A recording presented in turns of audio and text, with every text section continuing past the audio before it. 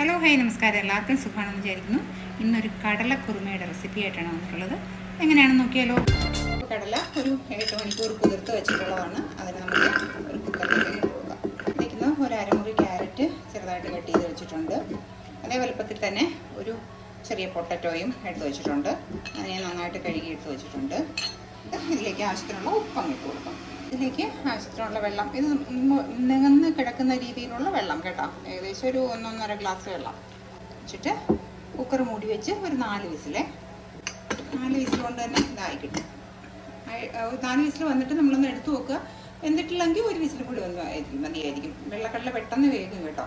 അതെവിടെ ആവുന്ന സമയത്തിന് നമുക്ക് ഒരു പാൻ എടുപ്പത്ത് വെച്ചിട്ടുണ്ട്. അതിൽ 1 ടേബിൾ സ്പൂൺ ഓയിൽ ഒഴിച്ചിട്ടുണ്ട് കേട്ടോ. ആ ഓയിലൊന്ന് ചൂടായി വരട്ടെ. ഓയിലൊന്ന് ചൂടായി വന്നിട്ട് ഇതിലേക്ക് ഒരു ചെറിയ പീസ് പട്ട, ഏലക്ക, ഗ്രാമ്പു ഇതെല്ലാം ഇട്ടിട്ടുണ്ട്.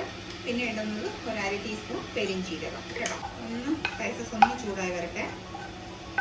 ഇപ്പോൾ ഇതെല്ലാം ചൂടായി വന്നിട്ടുണ്ട്. ഈ സമയത്ത് ഞാനൊരു കുഞ്ഞു സവാള, വലിയ സവാളയാണെങ്കിൽ അരമുറി മതി കേട്ടോ. ആ സവാള ചെറുതായിട്ട് അരിഞ്ഞ് വെച്ചിട്ടുണ്ട്.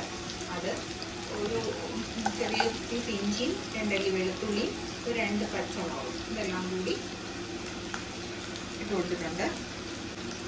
ഇതൊന്ന് വാടി വരട്ടെ.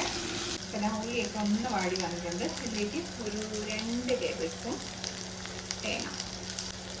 പിന്നെ ഒരു പ്രധാന കാര്യം ഞാൻ ഇടാൻ മറന്നുപോയി. കുറുമയ്ക്ക് ടേസ്റ്റ് കൂട്ടുന്ന വേറൊരു കാര്യമുണ്ട്. ഒരു 3-4 കാഷ്യൂ. 2-3 മിനിറ്റ് ഇങ്ങനെയാണ് കൊടുക്കുക. ഇത്ര മതി. ഇനി ഇതിന് തണുത്തതിന് ശേഷം ഒരു മിക്സിയുടെ ജാറിൽ വെച്ചിട്ട് നന്നായിട്ട് അരച്ചെടുക്കുക. ഒട്ടും കരിയില്ലാതെ നല്ല ഫൈൻ പേസ്റ്റായിട്ട് അരച്ചെടുക്കുക കേട്ടോ. ഇത്ര മതി. അപ്പോൾ ഇത് നന്നായിട്ട് അരച്ചെടുത്ത് വന്നിട്ടുണ്ട് കേട്ടോ. നല്ല ഫൈനായിട്ട് അരച്ചെടുത്ത് വന്നിട്ടുണ്ട്. ഞാനെടുത്ത് വെച്ചിട്ടുണ്ട്. അതിലേക്ക് ഒരു ടേബിൾ സ്പൂൺ ഓയിൽ ഒഴിച്ചിട്ടുണ്ട് കേട്ടോ. വെളിച്ചെണ്ണ ഒഴിച്ച് കഴിഞ്ഞാൽ ഒരു നാടൻ കറി ആയതുകൊണ്ട് വെളിച്ചെണ്ണ ഒഴിച്ച് കഴിഞ്ഞാൽ ടേസ്റ്റാണ്. ഓയിലൊക്കെ നന്നായിട്ട് ചൂടായി വന്നിട്ടുണ്ട്. ഇതിലേക്ക് ഒരു കുഞ്ഞു സവാള കേട്ടോ എന്നിട്ട് ഇതിലേക്ക് ആവശ്യമുള്ള ഉപ്പ്, പിന്നെ ഇതിലേക്ക് ഒരു 2 കറിവേപ്പില. സവാള നന്നായിട്ട് വാടി വന്നിട്ടുണ്ട് കേട്ടോ. ഇനി ഇതിലേക്ക് ചേർക്കാനുള്ളത് ഒരു 1/2 ടീസ്പൂൺ മല്ലിപ്പൊടി. നമ്മൾ മഞ്ഞൾപ്പൊടി ഒന്നും ചേർക്കില്ല. മുളക് പൊടിക്ക് പകരം ഞാൻ പച്ചമുളകാണ് ചേർത്തിട്ടുള്ളത് കേട്ടോ. മല്ലിപ്പൊടി നന്നായിട്ട് ചെയ്തിട്ടുണ്ട്. ഇനിയിപ്പോൾ നമ്മൾ അരച്ച് വെച്ചിരിക്കുന്ന മിക്സ് ഇട്ട് കൊടുത്തിട്ട് ഈ ജാറിൽ കുറച്ച് വെള്ളം ഒഴിച്ച് അതും കൂടിയും കഴിക്കുക.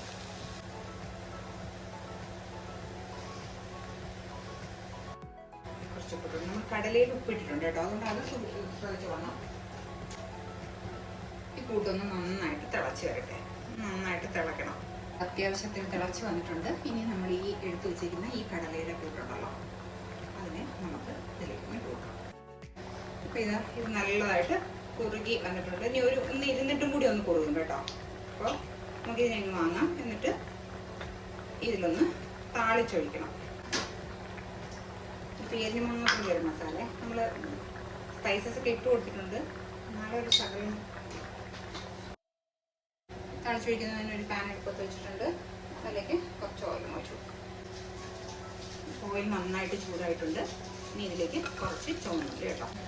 ഇതിലേക്ക് കുറച്ച് കറിവേപ്പിലയും കുറച്ച് പെപ്പർപൗഡർ മതി. ഗ്യാസ് ഓഫ് ചെയ്ത് കൊടുക്കാം.